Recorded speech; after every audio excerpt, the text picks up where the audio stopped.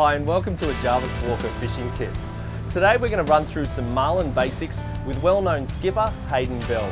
Well, the main thing you look for is like structure. Depends what you fish for, but black marlin, they like the structure of the reef, points, bays, current hitting it, updwellings, and they get in behind them. But any marlin fishing's like that, doesn't matter blue marlin, anything, wherever there's a bit of structure, the whole reason mainly is the bait holds there. You just work it and work it. If you mark them bait, you stay with it, then usually you'll see good marlin marks and you just hang with it, you know, because sooner or later they'll come to it.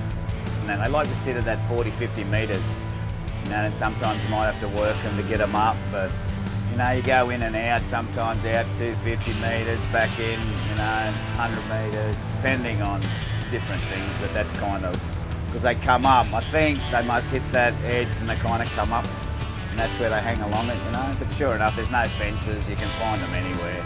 Go out wide on lures or in along the edge on lures, there's no real rule as in where they're going to hang, but majority of the time, right along that reef edge, you know, where they just love it there. They do love tide changes, you know, when the need for the water just they come up. You know, you don't want to be somewhere where you've never really caught them before. You know, if there's an area where you have, you just hang there on a tide change and, you know, that's when it'll happen. It's a classic if there's a tournament on, you can guarantee it'll be quiet, then all of a sudden hooked up, look at the tide book, oh, tide change. It's just a thing that they do, it really is.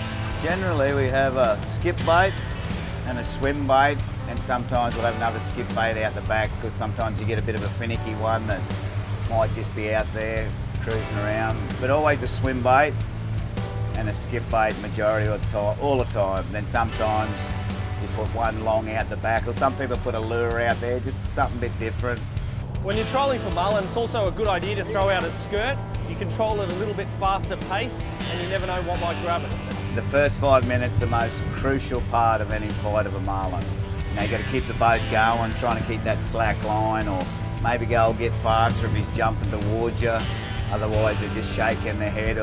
But then again, an angler too, if he sees that happening, you just got to be on him. You keep the line tight and the hook, like any fishing really, you know, but marlin can get loose line by themselves. So many times you'll see one eat, you hook it, next minute it's here jumping at you, thrashing its head, and you're like, oh no.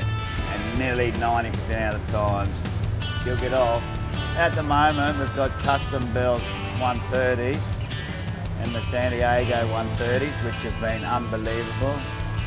Good carbon fibre drag, smooth as silk, and ceramic bearings in them now. So you need smooth drag because you can be into big fights and other drags can, we've all had them buckle over, but at the moment they're going very well. Blue marlin. If you'd like any more information on any of the tackle we've used today, visit jarviswalker.com.au. Woohoo! Blue marlin.